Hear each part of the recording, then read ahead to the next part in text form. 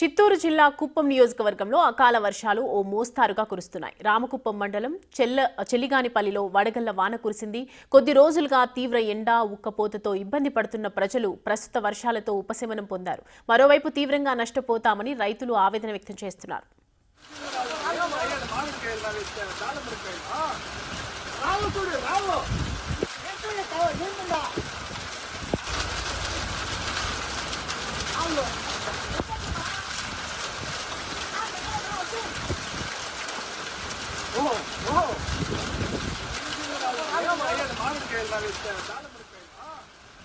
Right, చూస్తున్నాం కదా, చిత్తూరు జిల్లా కుప్పం నియోజకవర్గంలో చూస్తూ ఉన్నాము. అకాల వర్షాలు ఓ మోస్తారుగా కురుస్తూ ఉన్నాయి.